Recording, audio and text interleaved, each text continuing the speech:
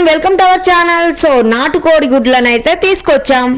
ఇంకా వాస్తవం ఏంటంటే తెల్లని గుడ్లు ఉంటాయి, ఇంకా పావురం కోడి గుడ్లు ఉంటాయి, నాటుకోడి గుడ్లు ఉంటాయండి. ఇవి గోధుమ కలర్లో ఉంటాయి రంగు గుడ్లలో.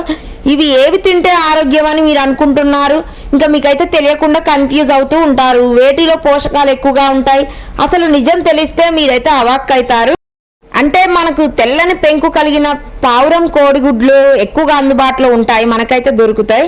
అయితే ఇంకాస్త పెద్ద మార్కెట్లలో, సూపర్ మార్కెట్లకు వెళ్తే అక్కడ మనకు తెల్లని గుడ్లతో పాటు ముదురు గోధుమ రంగు కోడిగుడ్లు కూడా అందుబాటులో ఉంటాయి. ఇవి నాటు కోడిగుడ్లు అని ఉంటాయి. దీంట్లో కన్ఫ్యూజన్ ఏర్పడుతుంది, మనకి ఏం తీసుకోవాలి, ఏం తినాలి, ఏవి మంచివి అని కూడా. చాలామంది వ్యక్తులు గోధుమ కోడిగుడ్లను అయితే మరింత సహజమైనవి లేదా పోషకాలు ఎక్కువగా ఉంటాయని భావిస్తూ ఉంటారు. ఎగ్జాంపుల్కి మనము ఇంకా బ్రౌన్ రైస్, వైట్ రైస్ లాగా ఈ కోడిగుడ్లు కూడా అలా చేంజెస్ లాగా ఉన్నాయి. సో అలా అనుకుంటారు.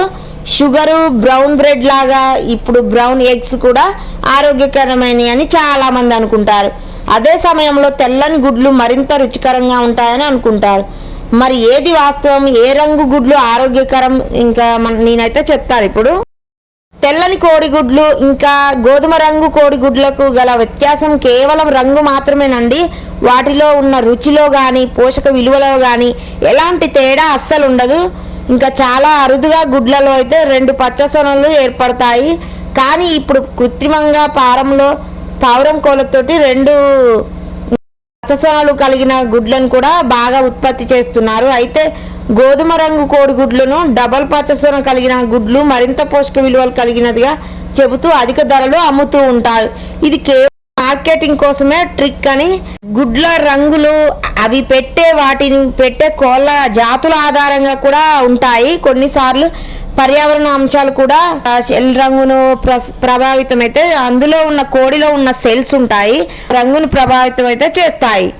ఇది వరకు చెప్పినట్లుగా గుడ్ల రంగు ఆధారంగా వాటిలోని పోషకాలను నిర్ణయించలేము మనమైతే. అయితే ఈ రంగుతో సంబంధం లేకుండా పావురం కోడిగుడ్లలో అయితే కంటే దేశీ కోడిగుడ్లలో మరింత పోషకమైనవి. ఇంకా ఇవైతే నాటు కోడిగుడ్లు కాబట్టి కొంచెం హెల్త్కు చాలా మంచిదని. పావురం కోడిగుడ్లలో పోషకాలు తక్కువగా ఉంటాయని. ఇక పోషక విషయానికి వస్తే ఆ కోళ్ళకు తినిపించే దానా వాటిని పెంచే వాతావరణంపై ఆధారపడి ఉంటుందండి. సూర్యరశ్మిలో తిరిగే కోళ్ళలో సహజంగా విటమిన్లు, ప్రోటీన్లు, కాల్షియం వంటి పోషకాలు పుష్కలంగా ఉంటాయి.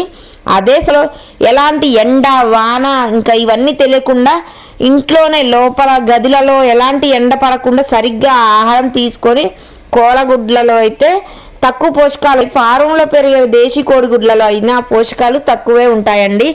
ఇంకా పావురం ఇంకా ఫారమ్స్లలో పెంచుతారు, ఆ కోడిగుడ్లు అయితే అంత మంచిది కాదు. బయట నేచర్కి పెరిగిన నాటు వచ్చే కోడిగుడ్లు అయితే టేస్టీగా ఉంటాయి, ఇంకా మరింత రుచితో పాటు పోషకాలు కూడా ఎక్కువగా ఉంటాయి.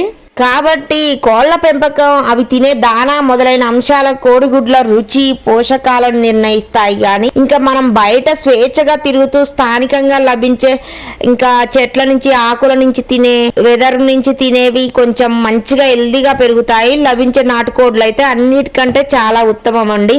మందులతో కూడా ఇప్పుడు ఇంకా ఫారంలో నుంచి అస్సలు తీయకుండా కోళ్ళను అయితే ఉంచి పెంచుతూ ఉంటారు. వాటి నుంచి గుడ్లు కూడా వస్తాయి. సో అవైతే ఎక్కువగా ఇంజెక్షన్స్ ఇస్తూ పెంచుతారు కాబట్టి ఎక్కువ గుడ్లు పెట్టే ఛాన్స్ ఉంటుంది. అందులో పోషక విలువలు కూడా తక్కువగా ఉంటాయి.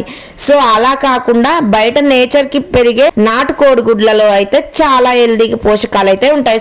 ఈ వర్షాకాలంలో గుడ్లు తినడం చాలా మంచిది అంటాను నేనైతే. ఇంకా పచ్చసొనతో రోజుకు 1 గుడ్డు, పచ్చసొన లేకుండా కేవలం ఎగ్ వైట్లను కూడా 3 నుంచి 4 వరకు తినవచ్చని. పోషకాలు ఎక్కువగా ఉంటాయి కాబట్టి మంచిది హెల్త్కి అయితే. ఇప్పుడు ఇంకా డిసీజెస్ వర్షాకాలం వస్తే చాలండి, ఈగలు, దోమలు, వైరల్ ఫీవర్లు, డెంగ్యూ, మలేరియా ఇవన్నీ వస్తూ ఉంటాయి, ఫంగల్ ఇన్ఫెక్షన్స్. సో వాటి నుంచి కాపాడుకోవడానికి పిల్లలకి, పెద్దవాళ్ళకి ఎగ్స్ ఇవ్వండి, చాలా హెల్దీగా ఉంటారు. So thank you.